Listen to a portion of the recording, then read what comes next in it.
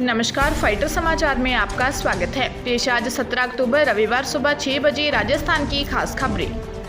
रीट 2021 की परीक्षा रद्द करवाने की मांग को लेकर राजस्थान हाईकोर्ट में लगी जनहित याचिका पर सुनवाई तय हो गई है। हाईकोर्ट की डिविजनल बेंच इस केस की 18 अक्टूबर से सुनवाई शुरू करेगी। जस्टिस गोवर्धन बाडदार और जस्टिस मनोज कुमार व्यास की कोर्ट में यह केस 25वें नंबर पर भागचंद शर्मा बनाम द स्टेट ऑफ राजस्थान के नाम से लिस्टेड हुआ है। केस में सबसे पहले यह मांग रखी गई है कि इसकी सुनवाई होने तक अंतरिम ऑर्डर देते हुए रीट परीक्षा का रिजल्ट रोका जाए। साथ ही किसी केंद्रीय जांच एजेंसी से इस केस की जांच करवाने की मांग रखी गई है।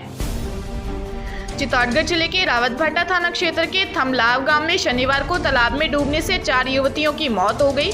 सूचना पर पहुंची पुलिस ने बताया कि तालाब में चारों युवतियां नहाने गई थी। नहाते समय गहरे पानी में जाने से युवतियां डूब गई। पुलिस ने ग्रामीणों की सहायता से चारों के शव बाहर निकाले। पुलिस ने बताया कि मृतक युवतियों में निशा राजपूत, आशा राजपूत, पिंकी राजपूत और निक्की राजपूत बताया जा रहा है। इनमें 2 सगी और 2 चचेरी बहनें थी। पुलिस ने शवों को अस्पताल की मोर्चरी में रखवाया है। पुलिस मामले की कार्रवाई में जुट गई है। जयपुर जिले के करदनी थाना क्षेत्र में एक युवक ने सूदखोरों से परेशान होकर ट्रेन के आगे छलांग लगाकर आत्महत्या कर ली। सूदखोर युवक को लगातार फोन कर धमकी दे रुपए देने का दबाव बना रहा था। युवक के पास से एक सुसाइड नोट भी बरामद हुआ है। नोट में उसने एक युवक पर रुपए मांगकर बिना वजह परेशान करने के आरोप लगाए हैं। पुलिस ने बताया कि सिरसी रोड कमला नगर के रहने वाले महावीर सिंह ने ट्रेन के आगे छलांग लगाकर आत्महत्या कर ली। महावीर सिंह ने कुछ दिनों पहले प्रताप सिंह चौधरी से कुछ रुपए उधार लिए थे, जिसे वह बयास के साथ वापस लौटा चुका था। रुपए चुकाने के बावजूद भी प्रताप सिंह लगातार फोन कर दबाव बना रहा था। पुलिस मामले की जांच कर रही है। जेईई एडवांस्ड को लेकर एक और बड़ी खबर सामने आई है। मिली जानकारी के अनुसार आईआईटी में 228 और एनआईटी में 744 सीटें बढ़ाई गई हैं। इसके लिए रजिस्ट्रेशन और चॉइस फिलिंग की अंतिम तिथि 25 अक्टूबर निर्धारित की गई है। काउंसलिंग प्रक्रिया फिलहाल 24 नवंबर व 6 चरणों में संपन्न होगी। गत वर्ष की 21,891 सीटों की जगह इस साल 23,997 सीटों पर दाखिले होंगे।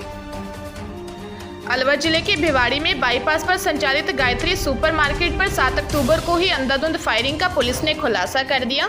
भिवाड़ी एसपी राममूर्ति जोशी ने बताया कि 7 अक्टूबर को अलवर बाईपास पर स्थित गायत्री सुपरमार्केट में 2 अज्ञात व्यक्तियों ने फायरिंग की थी। जोशी ने बताया कि 50 लाख रुपए की रंगदारी मांगने के मामले में घटना के मुख्य आरोपी सहित 7 व्यक्तियों को गिरफ्तार कर लिया गया है। आरोपियों के कब्जे से एक देसी कट्टा, एक अपाचे मोटरसाइकिल बरामद की है। भिवाड़ी में पुनीत ट्रेडर व हरीश बेकरी पर हुई फायरिंग समेत इस मामले में भी विदेशों से तार जुड़ने के सबूत सामने आ रहे हैं। कनाडा में बैठा गोल्डी बराड़ VPN नंबरों के माध्यम से इन सरगनाओं के लगातार संपर्क में रहता है और फायरिंग की वारदातों को अंजाम दिलाने में मुख्य भूमिका अदा कर रहा है। रीट परीक्षा 2021 का एग्जाम शनिवार को अलवर शहर में 2 सेंटर पर हुआ। जयपुर, अलवर, नागौर और सीकर सहित कई जिलों से आए अभ्यर्थियों ने कहा कि पेपर पिछली बार से हार्ड रहा है। पिछली बार की तुलना में अभ्यर्थियों के कम अंक आएंगे। इस कारण स्केलिंग के आधार पर रिजल्ट जारी करने की मांग भी की है। उनका कहना है कि इस पेपर में साइको और सब्जेक्ट्स के प्रश्न पहले की तुलना में कठिन रहे हैं। इन 2 सेंटर पर करीब 600 अभ्यर्थी पंजीकृत थे। उल्लेखनीय है कि 26 सितंबर को अलवर के निमराना के मांडल में पेपर देरी से पहुंचने के कारण अभ्यर्थियों ने एग्जाम नहीं दिया था। इसके बाद बोर्ड ने एग्जाम की दूसरी तारीख 16 अक्टूबर तय की। उस आधार पर परीक्षा हो गई है।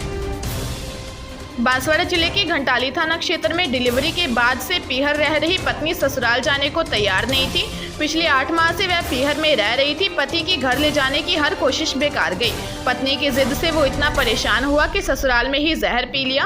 परिजनों ने उसे सरकारी अस्पताल में भर्ती करवाया, जहां इलाज के दौरान उसकी मौत हो गई। ससुराल और पीहर पक्ष के बीच मुआवजे को लेकर विवाद होता रहा। बाद में समझौता हुआ। करीब 1 लाख रुपए पीहर पक्ष वाले ससुराल पक्ष को देंगे। पुलिस ने बताया कि मृतक लक्ष्मण प्रतापगढ़ का निवासी था। जालोर जिले के अहोर थाना क्षेत्र में युवक ने एक तरफा प्यार के चलते बस में युवती पर चाकू से हमला कर दिया। सवारियों ने बीच बचाव करते हुए हमलावर को पकड़कर युवती की जान बचाई।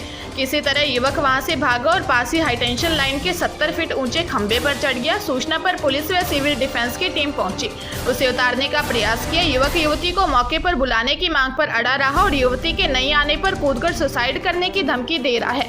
पुलिस ने बताया कि युवती उम्मेदपुर से बस में बैठकर घर जा रही थी। मादड़ी निवासी अर्जुन सिंह ने 95 के पास बस को रुकवाया। बस के रवाना होते ही युवक ने जेब से चाकू निकालकर युवती पर वार किया, जिससे उसका हाथ जख्मी हो गया। राजस्थान में बीजेपी ने अपने संगठन के 19 जिलों में नए प्रभारी और 9 जिलों में सह प्रभारी नियुक्त किए हैं। इन जिलों में प्रभारियों सह प्रभारियों में फेरबदल किया गया है। जयपुर शहर में वरिष्ठ नेता नारायण पंचारिया को प्रभारी और नरेश बंसल को सह प्रभारी का जिम्मा सौंपा गया है। पहले जयपुर में प्रभारी पद राज्यसभा सांसद राजेंद्र गहलोत के पास था। माना जा रहा है कि यह बदलाव बीजेपी प्रदेश अध्यक्ष सतीश पूनिया ने पिछले दिनों हुए नगर निकाय और पंचायत राज चुनाव की रिपोर्ट के आधार पर किया है। बीजेपी ने राजस्थान में अपने 19 संगठन के जिलों में नए प्रभारी और सह प्रभारी नियुक्त कर दिए हैं। ज्यादातर जिलों में प्रभारी और सह प्रभारियों का बदलाव नगर निकाय और पंचायत राज चुनाव में परफॉर्मेंस के आधार पर किया गया है, जबकि कुछ जिलों में संगठन के लिहाज से भी फेरबदल किया है। झालावाड़ जिले के उन्हेल थाना क्षेत्र में फंदा लगाकर एक महिला ने सुसाइड कर लिया।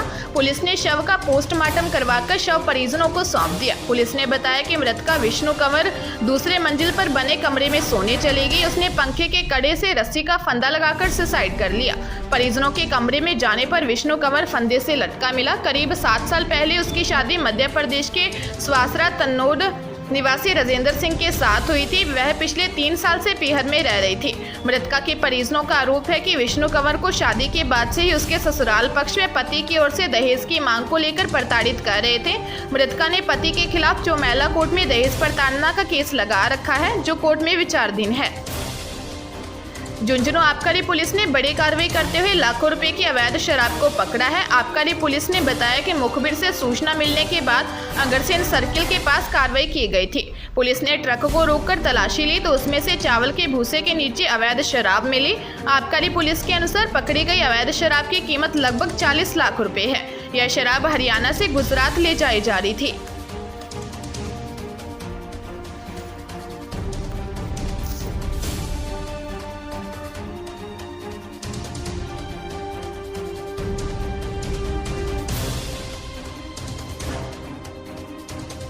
ताजा तरीन खबरों के लिए फाइटर न्यूज को सब्सक्राइब करें और बेल आइकन को प्रेस करें ताकि नई न्यूज अपडेट होते ही आपके फोन की घंटी बज जाए।